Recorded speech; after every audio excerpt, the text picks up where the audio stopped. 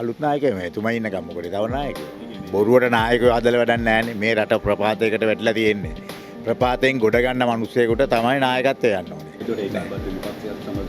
ඒකාබද්ධ විපක්ෂයෙන් කරන්නේත් ඒක තමයි. ඒකාබද්ධ විපක්ෂයටත් ඕනේ මේ හොඳ බුද්ධිමත් පළපුරුදු කෙනෙක් තමයි මේ රට හදන්නට මේ රට ගොඩනගන්නට අවශ්‍ය වෙන්නේ. රට බාර ගන්න සූදානම්. පාර්ලිමේන්තුවට එහෙම යයිද? බලමු කොහොම යනකොට. කියන්නේ රටේ තත්ත්වය හොඳ නැත්නම් පාර්ලිමේන්තුවෙන් ලැහැස්තිද එතුමා? මං හිතන්නේ බොහෝ දුරට ඒක ස්වභාව ධර්මයෙන් විසඳුමක් ලැබෙයි. හැම වෙලේම ක්‍රයිසිස් එකක් ආවහම රනිල් වික්‍රමසිංහ එතෙන්ට ඇවිල්ලා ඒ ක්‍රයිසිස් එකෙන් රට මුදව ගන්නවා. ඉතින් අනාගතෙත් ඒක වෙයි. සාජබෙත් එක්ක වැඩ කරන්නේ කොහොමද ඒක ඉස්සරහට යන්නේ කොහොමද කියන දේ හිටපු උදාතුමා කිව්වා.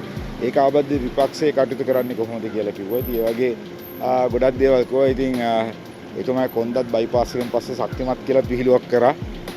ඔළුව විතර නෙවෙයි කොන්දත් දැන් හොඳට තියෙනවා කියලා. අලුත් නායකත්වයක් ගැන එහෙම කතා කරේ නැත්.